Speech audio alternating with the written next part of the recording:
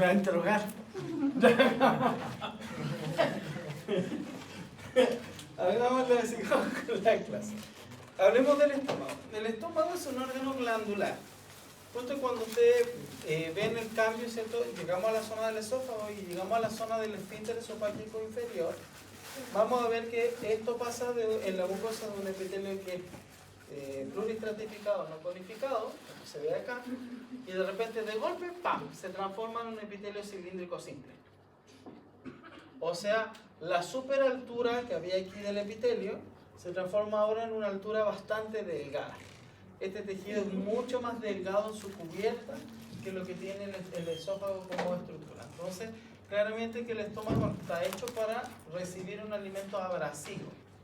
¿A qué me refiero con un alimento abrasivo? Algo importante, como por ejemplo podría ser el consumir un corchete, que nos pasa, o consumir por ejemplo un hueso, un pedacito de hueso de pollo, porque en esta zona es mucho más fácil que se produzca, ¿cierto?, una ruptura del epitelio y se genera la famosa úlcera en este órgano, ¿cierto? Pues ustedes hablan de úlceras gástricas o duodenales, nunca hablan de úlceras esofágicas, porque en el esófago la profundidad del epitelio hace muy difícil que yo pueda atravesar fácilmente eso y horadar la superficie de la mucosa, ¿ya? Ahora bien, llegamos a la mucosa y vamos a ver que este epitelio del estómago cambia drásticamente a un epitelio plano que después viene con una lámina propia que tiene muchas glándulas en su interior, ¿se dan cuenta? Muchos hoyitos con muchas glándulas internas. Y de ahí la muscular de la mucosa, que forma el límite de esta capa. Luego viene la submucosa, que es corta y bastante poco interesante porque solo tiene un tejido conectivo que puede ser laxo o denso en algunas zonas. Y la muscular, que es circular interna y longitudinal externa, para después una serosa, porque el estómago es un órgano separado, entonces yo puedo tomarlo, sacarlo, y está cubierto por una serosa que tiene un poco de tejido conectivo denso y un epitelio plano afuera, ¿ya? Que se llama mesotelio. También se le conoce como peritoneo cuando lo estudian en anatomía, ¿ya? Ahora bien, nosotros vamos a ver que el estómago de una persona está dividido en regiones. Tenemos la región del cardias o región cardial, tenemos el fondo, ¿cierto?, o región del fondo, y la región pilórica. La diferencia no está en la estructura. La estructura es la misma. La diferencia está en la profundidad de las glándulas que se ubican en esa zona. Vamos a ver que hay zonas donde abundan más glándulas que son mucosas y que son menos profundas, y zonas donde abundan más glándulas más profundas que son seromucosas, que producen enzimas y secreciones de diferentes tipos, ¿ya? Entonces, veamos cómo es la estructura general del estómago. En la región, sea cualquiera que sea, vamos a encontrar un epitelio cilíndrico en la zona superior que puede o no tener algunas células caliciformes para la secreción de la mucosidad, pero en la mayor parte de los casos se generan esta especie de como hoyitos que se llaman criptas estomacales, ¿ya? Son hoyitos, son unas criptas.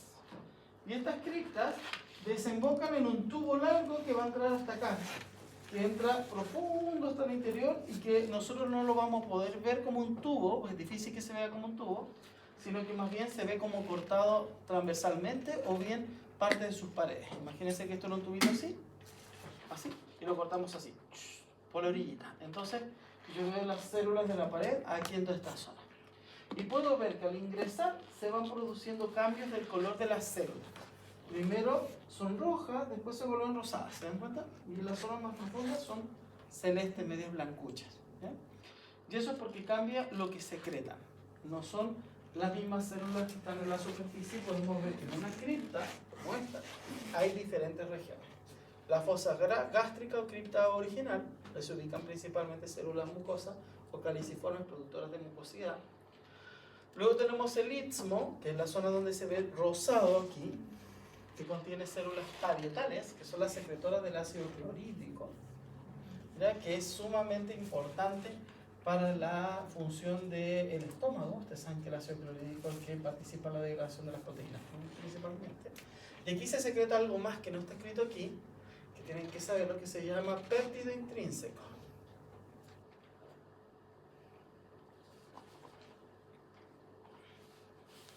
Sí que lo deben saber, porque el péptido intrínseco es una proteína que participa en la absorción de la vitamina B12.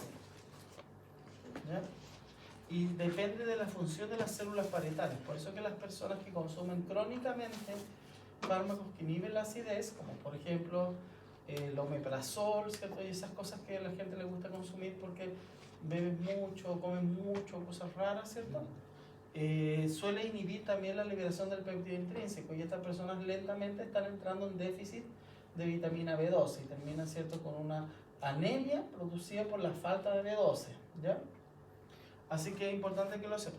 Luego hacia más abajo tenemos el cuello, en donde van a aparecer nuevamente células mucosas, y de ahí llegamos a la base, que es la zona que estamos viendo más hacia aquí abajito, que se ven las células como más celestitas, más claras, que corresponde a células argentafines o células principales.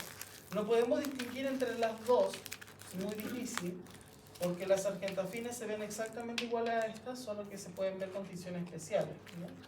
Estas son productoras de hormonas que participan en la contracción estomacal para la mezcla del alimento, y las principales secretan las enzimas estomacales de la degradación de los alimentos, como por ejemplo el pepsinógeno y el lipasa gástrico, ¿ya?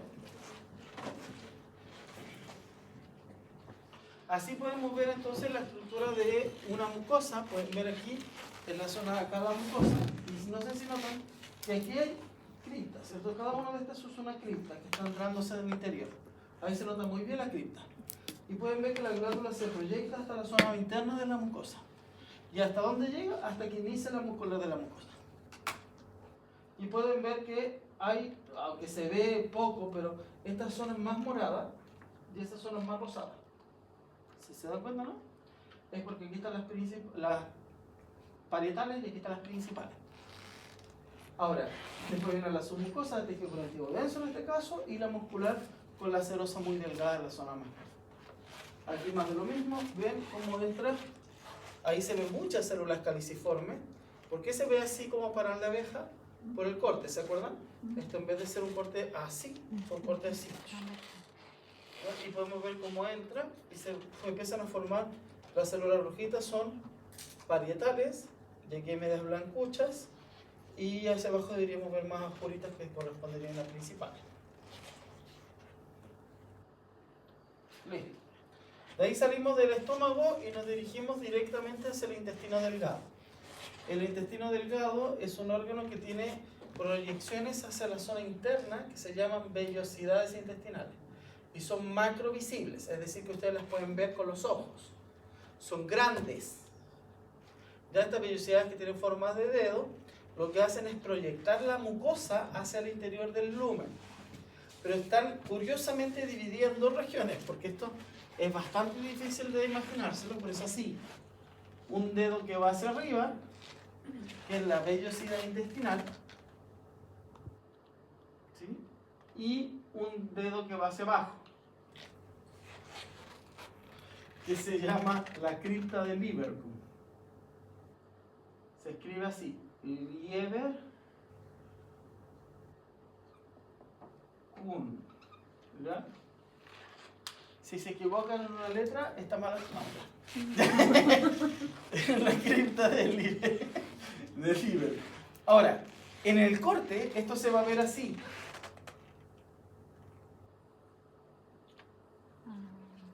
Entonces, para que uno sepa dónde diablos está el límite de lo que es vellosidad versus lo que es cripta de Lieberkühn, es bastante difícil. No es tan fácil. Se nota, pero no es tan evidente. Entonces necesitamos afinar un poquitito el ojo para poder distinguir qué es cripta y qué es la zona de arriba de la vellosidad intestinal. Estamos hablando de la mucosa. Ahora, ¿cuál es la función de la vellosidad? Principalmente la vellosidad tiene como función absorber los nutrientes. ¿Cuál es la función de la cripta? La cripta tiene una función de regeneración de la vellosidad. Entonces, cuando ustedes van caminando por la calle y están en hambre, ¿cierto? Porque terminaron una prueba oral de bioquímica y después les tocó una prueba escrita de fisiología y la práctica de histomología, o sea, están famélicos, ¿cierto? Sufriendo. Se van caminando a la casa y de repente dicen, oh, no tengo comida, ¿qué voy a comer? Y ven ahí un puestito de completos. Dice, voy a comprarme un completo de estos que venden en la calle, y ustedes ven que la persona que está comprando, vendiendo los completos está así con la mano limpiándose atrás y después te hace completo. Ustedes comen y les da una intoxicación alimentaria, ¿cierto? Y se van por el baño. Usualmente lo que pasa es que esta vellosidad se destruye el epitelio de la zona superficial. Y ustedes necesitan 24 48 horas para que la cripta vuelva a producir todo el epitelio y recubra de nuevo la vellosidad. Por eso es que cuando ustedes se intoxican alimentariamente, sus intoxicaciones duran entre 24 y 48 horas, o sea, 1 a 2 días máximo. Pero cuando la intoxicación es grave y produce daño completo de la vellosidad, ¿cierto? Y a veces genera hasta sangramiento a través de las heces, esta cripta se va a demorar 72 horas más en regenerar ese epitelio. O sea que va a necesitar más de 5 o 6 días para que se recupere de esa intoxicación. ¿Vamos? Esa es principalmente la función de la cripta. Ahora, en el interior del epitelio se encuentra una lámina propia. Esta lámina propia se caracteriza por tener una cosa sumamente interesante. En el centro de la lámina propia va un vaso linfático. Ese vaso linfático se llama quelífero central. ¿Y qué es lo que hace? Cuando se absorben los lípidos, estos ingresan por la célula y caen directamente en el quelífero central. Los lípidos se van por el quelífero. Pero rodeando el quelífero, por aquí, van vasos sanguíneos venosos, ¿ya? Que lo que hacen es capturar todos los nutrientes que no sean lípidos y los llevan por la circulación sanguínea. Como son vasos venosos, ¿cómo es la velocidad de la sangre en su interior? Lenta. Entonces, como es una velocidad lenta, rodeando el quelífero central y a los vasos sanguíneos venosos, se encuentra una proyección de la muscular de la mucosa. Imagínense que aquí va la muscular de la mucosa. Esta comienza a subir, así. Llega hasta la parte de arriba de la vellosidad, después baja. Y esta se vuelve a juntar con el músculo de acá abajo. ¿Para qué está esa proyección de la muscular de la mucosa? Para contraer la vellosidad como si fuera un pezón de glándula mamaria de una vaca. Y es así. Entonces, ¿qué hace? Saca la sangre y la obliga a seguir la circulación para que se vaya la circulación portal y llegue al hígado. ¿Sí? Eso hace entonces que esto actúe como una especie de ordeña directamente. Así funciona la vellosidad.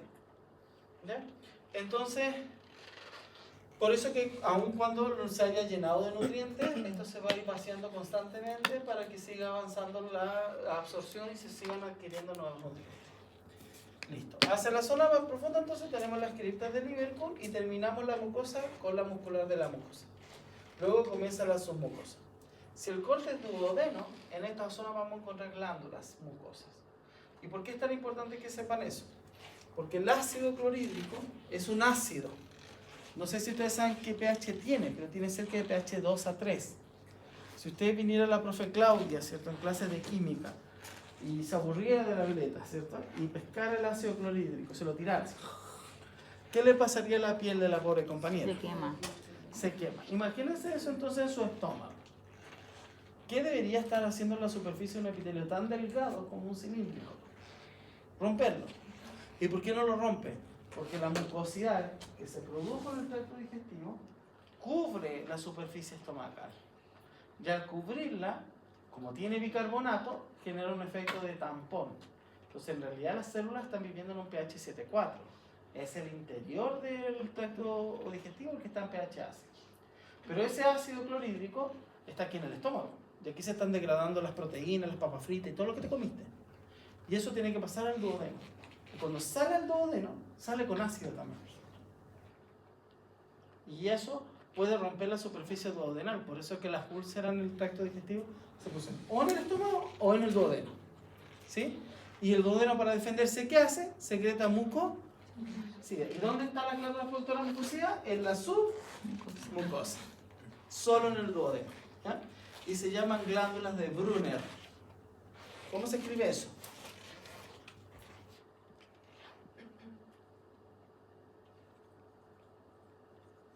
Brunner. ¿Ya? Esas glándulas están presentes en la submucosa. En el ileón y en el yeyuno no hay glándulas de Brunner. No hay nada en la submucosa, solo tejido conectivo. ¿Ya? De ahí vamos a la muscular, circular y Ni un brillo. Y luego la serosa. ¿Ok? Entonces, vamos a ver un poco el epitelio. Esto es algo así. Miren, corte duodeno. Aquí lo tenemos transversal. Aquí lo tenemos longitudinal. En el transversal ustedes pueden ver las vellosidades como deditos que van a sacar. Pero yo no sé qué es vellosidad y qué es cripta. Pero si miran bien, ahí como que se forma un límite. ¿Se dan cuenta? ¿Sí? Esto es cripta, esto es vellosidad. ¿Ya? Es difícil de ver, pero no es tan complejo. Mira, aquí termina esto aquí. Cripta, vellosidad. ¿Sí? Entonces tengo un epitelio que evidentemente está lleno de estos puntos blancos. ¿Qué son esos puntos blancos? Glándulas caliciformes. Entonces tengo células caliciformes por aquí que producen mucosidad y tengo hacia el interior, ¿cierto?, las criptas del hilo. Termina la muscular de la mucosa acá y de aquí pasa a la submucosa. Y lo que más tiene son glándulas adenómeros, ¿cierto?, mucosos en esa zona. Por eso que es duodeno. Luego llegamos a la circular interna, la longitudinal externa y una línea miserable por fuera que sería la C. ¿Okay? Hagámosle zoom a la zona de las vellosidades para que la veamos gigante. Si vemos zoom en la zona de las vellosidades, vamos a encontrar que las vellosidades son como esto. Mira, gigantescas, altas y grandes. Voy a buscar eso con mucho cuidado para no mostrarte el tablo. Ahí tenemos entonces la vellosidad. Esto sería el epitelio. Es cilíndrico, bastante alto. ¿Por qué es tan alto? Porque las células contienen en su superficie microvellosidades. O sea que esto es así, pero cada célula es así. ¿Sí? Tiene sus propias microvellosidades dentro de la superficie. Eso hace que el área de absorción de un intestino de una persona como la Camila, que es así, chiquitita, sea tan grande como la de una cancha de fútbol. Usted puede absorber en un espacio tan grande como ese, porque tiene tantos pliegues dentro de tu intestino que eso hace que estiremos todo, se produzca una super área de absorción. ¿Okay? Ahora miren bien acá. Yo no sé si notan que aquí hay unas líneas que son rojas, ¿las ven o no? Porque eso es lámina propia, evidentemente, tejido conectivo laxo. Pero hay unas líneas ahí. Ese es el músculo liso que está metido en el interior de la vellosidad, que era el que participaba en la ordeña, ¿se acuerdan? Ahí está. Y de aquí hacia abajo, hacia la cripta, y llegamos a la zona más profunda de la cripta, donde se ubican las células de Panetta. Que nada le interesa, pero que vamos a hablar de ellas en patología más adelante. Con el intestino ya visto, ustedes saben que en el duodeno de los animales, es decir, estoy en modo veterinario, en el duodeno de la persona, desemboca el colédoco, ¿cierto? Ahí tenemos la zona donde desemboca el conducto pancreático junto con el conducto biliar, ¿cierto? En el ser humano solo una conexión que cae hacia allí, ambas juntas, en el interior del duodeno, en un lugar que se llamaba la ampolla de Vater, que me imagino que se lo pasó el profe Paulo. El cri-cri me dice que no. Ahora bien, llegamos aquí al páncreas y nosotros nos vamos a encontrar que el páncreas está justo en el primer giro del estómago, ¿cierto? Conectado directamente con la grasa que hay alrededor del duodeno. Este órgano tiene una estructura histológica bastante interesante, es súper lindo, porque por fuera, aunque no se ve aquí, hay una cápsula, ¿ya? Y esta cápsula tiene mucho tejido adiposo. Ese tejido adiposo está otorgando energía para los movimientos intestinales y para la participación del páncreas. Si nosotros vemos hacia adentro, vamos a ver que el páncreas está tabicado. ¿Qué significa que esté tabicado? Que la cápsula se mete para adentro, ¿cierto? Y hace espacio, como ese, ¿cierto? Sería un tabique. Y se genera lobulillo. Y si miramos los lobulillos, hay zonas pero bastante delimitadas. Nadie me puede decir que esto se ve igual que esto. Esto es rosado pálido, esto es rosado rojo intenso, ¿cierto? Esto es una estructura inmersa, una masa celular que está inmersa dentro del órgano, que se llama islote de Langerhans. Y corresponde, ahí está escrito ya, a páncreas endocrino. Aquí es donde se van a producir las hormonas del páncreas. ¿Como cuáles? Insulina, glucagón, somatostatina, polipéptido pancreático, ¿ya? Que son principalmente las hormonas producidas en el páncreas. Y es importante porque esto es lo que les falla a la gente que tiene diabetes mellitus de tipo 1, donde estas cosas no están. Y cuando no hay de esto, no hay insulina. Y si no hay insulina, no hay control de la glucosa. ¿Se entendió? Por fuera de los islotes que están inmersos en cualquier parte, vamos a encontrar adenómeros serosos.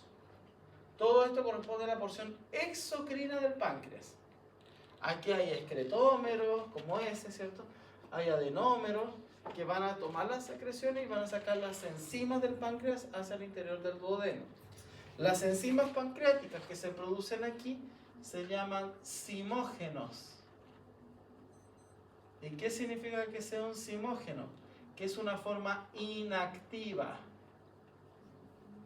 ¿Por qué serán inactivas las enzimas del páncreas? Porque las enzimas del páncreas son lipasas, amilasas y proteasas, como la tripsina. ¿Y de qué está hecha una membrana plasmática de una célula? De lípidos. ¿Qué más? De azúcares. ¿Y qué más? Y proteína. ¿Y qué hace la lipasa? ¿Rompe qué cosa? Lípidos. ¿Qué hace una amilasa? Rompe los azúcares. ¿Y qué hace la tripsina o peptidasa? Rompe las proteínas. Entonces, como resultado de esto, tengo el conjunto o batería de enzimas que destruye toda la membrana plasmática de una célula. Si estas células activaran las enzimas aquí, ¿qué le pasa al páncreas? Se destruye el mismo. Eso se llama pancreatitis. ¿Han escuchado eso? Se produce una destrucción del páncreas, se destruye el mismo. Entonces, ¿qué hace el páncreas? En vez de liberar la enzima activa, la libera en forma inactiva, que se llama zimógeno. ¿Y cuándo se activan? Cuando toman contacto con el bicarbonato del duodeno. Ahí es donde se van a activar. Si por casualidad de la vida estas personas pudieran activarlo aquí, se produce la pancreatitis. ¿Qué es lo que pasa cuando se obstruye los conductos del páncreas o cuando hay algo que está dañando la superficie del páncreas, ¿no? O la estructura general del páncreas? ¿Estamos? Ya, entonces vamos a estudiar cómo se ve el páncreas como aumento. Vamos a ver primero el páncreas exocrino. Miren, aquí tengo los adenómeros serosos, ahí tengo un excretómero, ¿ya? Pero quiero que noten que yo si veo el adenómero no es igual que lo que vimos en el laboratorio. Tiene estas células con núcleo oscuro, pero hay unas que tienen núcleo claro al centro. ¿Las ven o no? Sí. Esas células no están en otras glándulas, están solamente en esta. Y se llaman células centroacinares. Porque como la secreción del páncreas es tan irritante para la superficie del epitelio, no puede salir de aquí e irse por la vida hasta llegar al conducto, ¿se entiende? Tiene que encasillarse directamente en una especie de canal que te lleve ese conducto. Y ese canal se forma por las células centroacinares, que van a ir formando una especie de caminito que va a llevar la secreción hasta el conducto que la va a llevar hacia afuera. ¿Estamos? Esas son las células centroacinares. Ahí pueden ver una medio, ahí pueden ver varias que se están juntando, ahí hay otras, ¿cierto? Ahí hay otras. Son sumamente visibles, ya que no van a ir al laboratorio, porque no vamos a alcanzar a ver páncreas, pero por lo menos hay cortes de páncreas, si que lo quieren ver, van a ver las células centroacinares porque sean hermosas. Muy bien, ¿ya? Veamos páncreas endocrino. Para el páncreas endocrino, aquí usé una tinción especial que se llama Gomori. No les voy a contar jamás eso. ¿Ya? Esto que está acá es el páncreas endocrino, una masa celular distinta a los adenómeros, pero que tiene diferentes tipos de células. Esta tinción me permite tener dos tipos de células adentro. Una que se ven oscuritas, ¿las ven? Y una que se ven más paliduchas. Las oscuritas se llaman células alfa. Las que se ven rosaditas se llaman beta. Esto sí o sí lo tienen que saber, porque esto es pregunta no solo de mi prueba, sino que va a ser pregunta para su defensa de práctica y va a ser para la investidura pregunta obligada, y donde le hagan una prueba de enfermería les van a preguntar esto. Así que por favor ténganlo claro. ¿Qué células producen la insulina? Las células beta. Siempre tienen que responder eso. Beta. ¿Ya? ¿Y quiénes producen el glucagón? Las alfa. ¿Ya? Para que lo tengan claro. Ahí existen otras más, las células delta y las células productoras de polipéptidos, pero que no por esta tinción no se pueden ver, ¿ya? Y son mucho menos abundantes. ¿Cuánto me queda? ¿2? Me quedan 4 días y termino. Oh, pero se terminó la clase. No, mentira. ¿Qué hora es? La 10:05. 10:05. Ah, estamos re bien entonces. Voy volando, ¿cierto? Hablemos del hígado. El hígado es un órgano lobulado que anatómicamente tiene lóbulo. En el ser humano no se parece a eso, no sé por qué ya lo puse esa foto. Ya en mi pensamiento exótico pensé en un hígado y se me ocurrió en un hígado, y ese es un hígado que tiene más aspecto de perro que de humano, pero ya no importa. No importa, ustedes saben cómo es el hígado. Tiene lóbulos, ¿ya? Lo importante es que la estructura interna del hígado es igual en todos los animales, así que va a pasar esto no. El hígado, cuando uno mira el lóbulo en el centro, vamos a encontrar que es un órgano sólido. Como todos los órganos sólidos, está cubierto por una cápsula. La cápsula del hígado tiene un nombre especial. Se llama cápsula de Gleason. Está escrito ahí en la diapo en todo caso, ¿ya? Cápsula de Gleason. Esta cápsula de Gleason, como todas las cápsulas, ingresa hacia el interior formando ¿qué? Tabiques. Pero los tabiques del hígado son interesantes. Antes estudiamos tabiques que ingresaban y que hacían separar los lobulillos como quisieran, ¿cierto? Aquí no. Lo hacen así.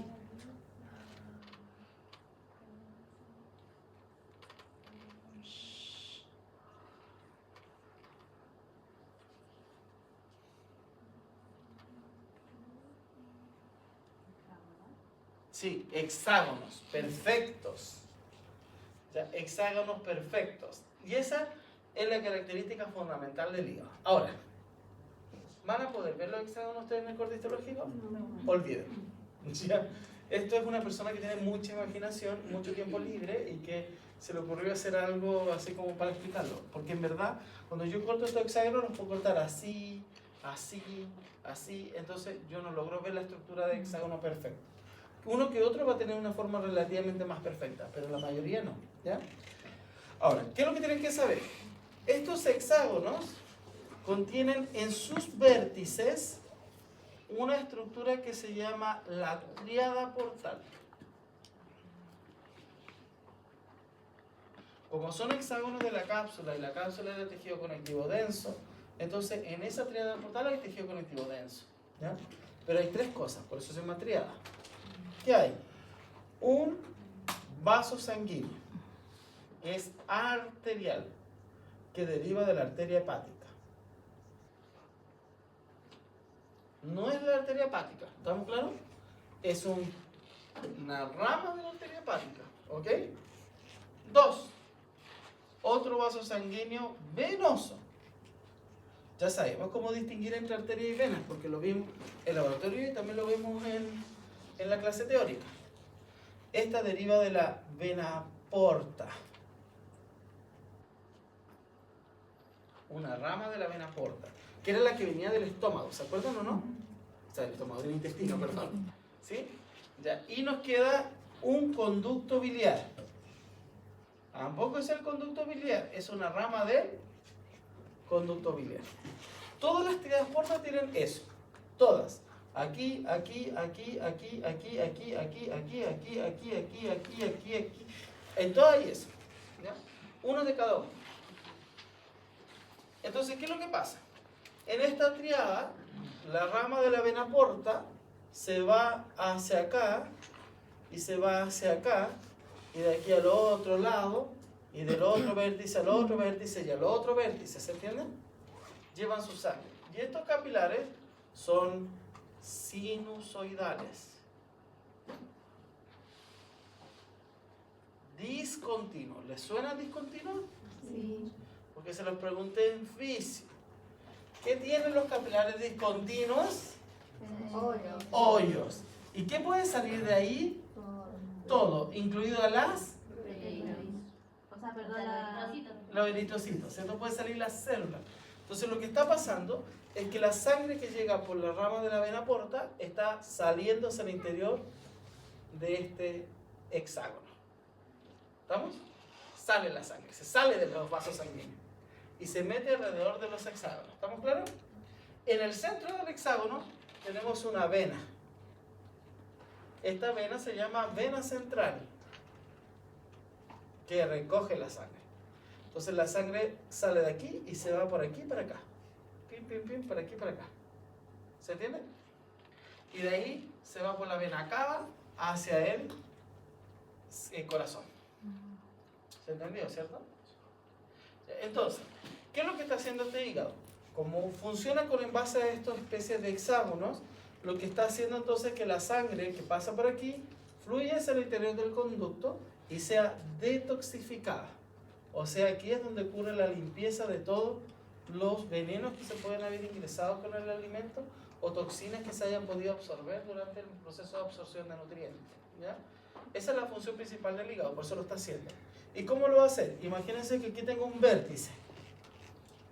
En esta zona, las células del hígado están una ordenadita al lado de la otra formando una hilera, un cordón.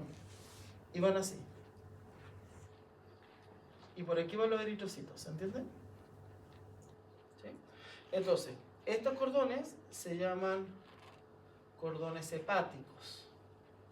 Están formados por una célula que se llaman hepatocitos. Y estos hepatocitos, entonces, son los que toman los desechos y los eliminan hacia los conductos biliares. ¿Eh? Y eso va haciendo que se vaya filtrando la sangre. Así funciona el hígado. Recuerdo cómo nosotros centremos la estructura. Si yo centro el hexágono como lo más importante, se generan los lobulillos básicos del hígado que se llaman lobulillos hepáticos. Si yo dejo ahora una zona donde hay una vena central, otra vena central y otra vena central, dejando al centro una tríada, significa que esta tríada trabaja en esta zona, en esta zona y en esta zona en un triángulo. Eso se le llama lobulillo portal. ¿Ya? Y si yo veo un tabique en el centro, con dos venas centrales y dos vértices, tiene lo que se llama el acino hepático. ¿A quién le interesa eso? A nadie. Solo quiero que lo escuchen porque alguna vez la vida, si se quieren dedicar a trabajar con gastroenterología y con hígados, ¿cierto? De esto se habla mucho cuando se habla de biopsia, ¿ya? Es importante considerar eso, pero para los demás no sirve para nada. ¿Vamos? Veamos cómo se ve. Ahí está el borrador. Creo que los cordones nadie me puede decir que no los vea, porque se ven evidentes, ¿no? Al menos los cordones sí. Ahora, los vértices, ahí estamos con problemas. Porque, a menos que sea un chancho, ¿cierto? Es imposible ver los vértices en ningún otro animal, ni siquiera el ser humano, que te permita mostrar así un tejido evidente, ¿ya? El único que es el chancho. Entonces, un chancho que se te lo muestra, pero yo no. Ahora ven aquí. Este es un vértice. Por aquí va la línea hacia abajo y aquí va a comenzar otro vértice. Por aquí nos fuimos acá hay otro vértice que no estamos viendo lo completo y aquí justo abajo de esto debería haber otro. Acá hay otro, ¿sí? Y hacia arriba debería estar el siguiente. ¿Cómo lo sé? Porque aquí hay una vena central. Y siempre va a haber eso, una vena central. Entonces, este es el único vértice que yo veo. Si yo veo un vaso redondo con forma de boca, ¿qué es? Una arteria. Por lo tanto, es la rama de la arteria hepática. ¿Estamos? Si yo veo un vaso grande, amorfo, feo, deforme, vena, es la rama de la vena porta. Y si yo veo un conducto con un epitelio cúbico, los vasos sanguíneos son planos, es el conducto biliar. Ahí tengo la tríada portal. ¿Sí? Las tres cosas. ¿Ya? A veces pueden encontrar este hoyito que es un vaso linfático, pero a veces. ¿Ya? Listo. Miro por aquí. Esto se va por el tabique, de aquí para adentro, y aquí están liberando todos los eritrocitos a estos espacios. Y los eritrocitos se van por aquí. Y caen acá. Entonces están pasando por esta especie de cordoncitos, ¿los ven? Esos cordoncitos son entonces los cordones hepáticos, por donde van los hepatocitos. Y aquí al medio, estos espacios serían los sinusoides hepáticos, son los vasos sanguíneos discontinuos que llevan la sangre hacia el interior de la vena sanguínea.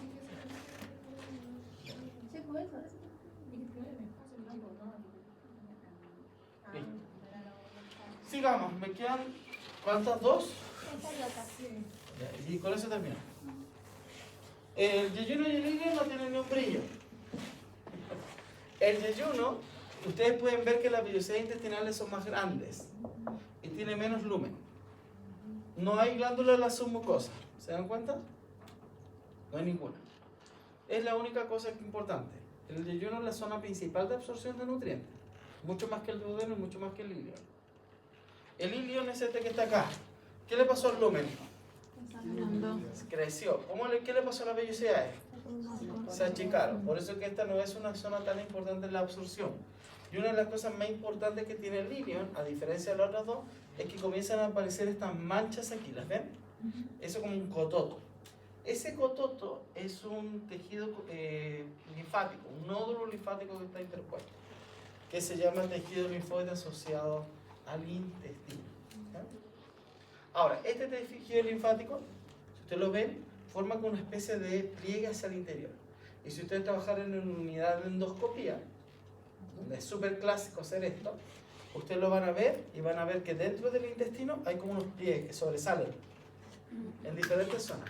Cuando ven esos pliegues, se llaman tenias, ¿ya? No son parásitos, igual que los parásitos, pero se llaman tenias, ¿ya? Y son estos, el tejido linfoide que está en el interior del tracto digestivo. ¿Ya? ¿Y eso tiene alguna medicina específica? Acuérdate que en el intestino está lleno de bacterias, entonces necesitas mantener una respuesta inmunitaria que ataque esas bacterias y no les permita crecer mucho. ¿Ya? Lo vemos en el intestino grueso. El intestino grueso es como el intestino delgado, casi igual. La diferencia está en que aquí nosotros con una tijera cortamos las vellosidades y las sacamos todas. Y nos quedaron solo las criptas de Liverpool. ¿Se entendió? Veo una cripta aquí, otra cripta aquí, otra cripta aquí, otra cripta, y están llenas de células caliciformes. Por eso es que cuando ustedes tienen diarrea de intestino grueso, ¿han escuchado eso? Cuando la persona tiene un trastorno del intestino grueso, como el colon irritable, por ejemplo, cuando va a hacer caquita, usted hace caquita con mocos. No es con mocos de aquí, es una mucosidad transparente, de color como blanquecino transparente. Clásica de las heces que tienes cuando estás estresado a nivel máximo. Y es porque estas células tienen una alta actividad lubricante. Porque por aquí tienen que salir esas cosas. Y ustedes sufren el síndrome de las bolocas, entonces significa que necesitan activia. ¿Sí? Porque es clásico en las mujeres que poder ir al baño es difícil. Entonces en esa situación, ahí estas glándulas son las que tienen que secretar para lubricar el interior del tracto digestivo y permitir la salida de las heces. ¿Se entendió? Pero todo lo demás lo mismo. Mucosa, muscular de la mucosa, submucosa y muscular circular interna, longitudinal externa y la serosa. Es lo mismo. Solo cambia esta parte de acá. Entonces, lo más importante que tienen que recordar del intestino grueso es que en sus epitelios está lleno de células caliciformes porque necesitamos una mayor lubricación. Eso es todo. Ya. Estamos. Se acabó la materia de